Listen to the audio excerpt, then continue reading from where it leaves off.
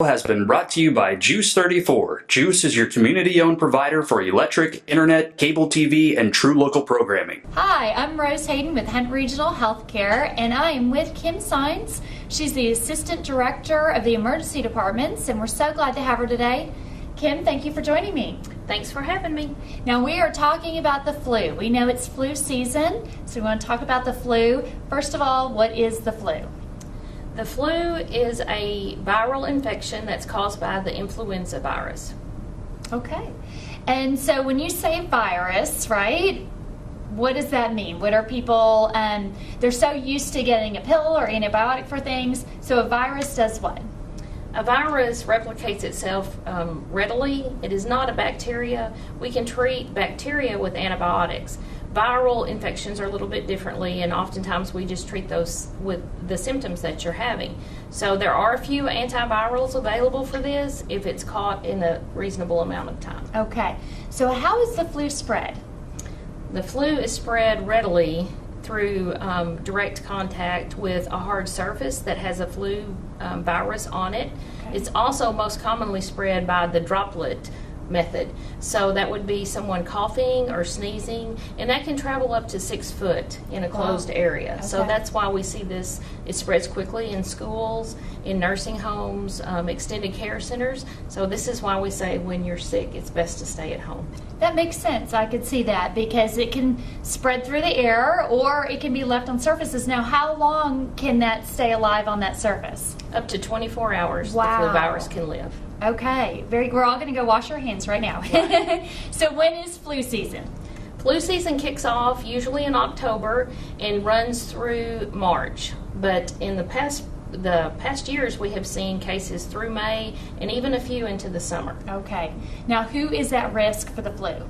We're all at risk for the flu, but the ones that we are most concerned with that are at the highest risk would be elderly people, anyone that's over age 65, and we worry about our very young population. Those are children under the age of 2. We also worry about someone who's immune compromised, someone who has a pre-existing comorbidity such as diabetes, lung disease. We worry about that because this is a respiratory infection. Oh, wow. Okay. Very good. And what are some tips for avoiding the flu? To avoid the flu, stay away from large crowds or sick people during flu season, which in Texas that runs 6 months. So use good judgment and think about where the flu is going to be. So it's pretty common at pharmacy areas to have sick people. So use good hand washing when you're in those places, common areas, restaurants. Always wash your hands. Okay. And let's talk about the flu vaccine. So it's recommended by the CDC to get a flu vaccine. And so how does that work? The flu vaccine is recommended for everyone over the age of 6 months. And this is, it's a vaccine which helps your body develop its own antibodies against the influenza virus. And so you'll hear, well, it's not going to work. And so there are variations of the flu virus that comes out, and so we do see different degrees of effectiveness, but typically 40 to 60% more effective if you do take the vaccine against the virus. All right. Now, we've heard, oh, I got the flu vaccine and then I got the flu. Right. Now, is that true or can that happen? That's probably the most common misconception. And that is not true. We do not give a live virus. The flu vaccine is not a live virus. There are 2 different types. And the second type is a single gene flu, and it's not a live virus either. So that's not possible. The issue with that is you may have been exposed prior to your vaccine. Mm-hmm. So you could have a 24-hour exposure and then you just become sick at that time. And so it's difficult to say, but it is not from the flu vaccine. And once you get the vaccine, does it take a little bit of time to kick in and to be effective, or are you good to go right then? It takes about 2 weeks for your body to recognize that and build the antibodies against the flu. Okay, so it's not, I got the flu vaccine today and I'm good to go tomorrow. You still may be exposed to it, and that may be what people are actually experiencing. Right. Okay. So what other common flu myths are there out there? that I'm better off not taking the flu vaccine because it doesn't work. And again, the flu is unpredictable. It varies from year to year.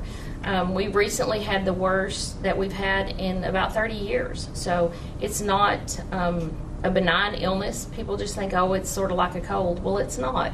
There can be up to 20,000 deaths a year from the flu in the U.S. So it's something to be taken very seriously. And I think people think they've had the flu until they have it and then go, wait a minute, everything else I've had has just been a cold or something else. They really, you know you have the flu once you've had it, right? Right. Now, sometimes people end up in the hospital if maybe they get dehydrated or, like you said, they have other complications. So it is something we need to take very seriously. Right. Probably the most common issue that we will see is a respiratory issue because it is a respiratory infection. So pneumonia is a problem. If you do get that and your breathing becomes labored, more intense instead of getting better, you need to see your doctor. Okay. Now, if you do get the flu, what are some tips for managing those symptoms? If you get the flu and you're normally of good health, we recommend that you stay home as long as you're doing okay, able to take in fluids. Recommend fever control and hydration. Hydration is your best option to keep your body working against the virus. And fever control, pain control, and rest. Stay away from others. Avoid people who are immune compromised, or again, the babies or the older population. Okay, very good. Now, what cases are you seeing this year? Is it a bad flu year? Are you seeing some tough cases? What's going on this year? It's pretty mixed between A and B. We have not had it as severe as in 2017. And some years there's a stomach component with it, but I've really not noticed that this year, so that's always better. That's good to hear. Well, good. Absolutely great. Is there anything else you wanted to say about flu and any of those taking care of our population out there? Wash your hands. Wash your hands. Wash your hands, right? Wash your hands. Avoid sick people. Stay hydrated and healthy, and hopefully you will avoid the flu. Thank you so much. We appreciate your time today. Thank you. Thank you. This video has been brought to you by Juice 34. Juice is your community-owned provider for electric, internet, cable TV, and true local programming.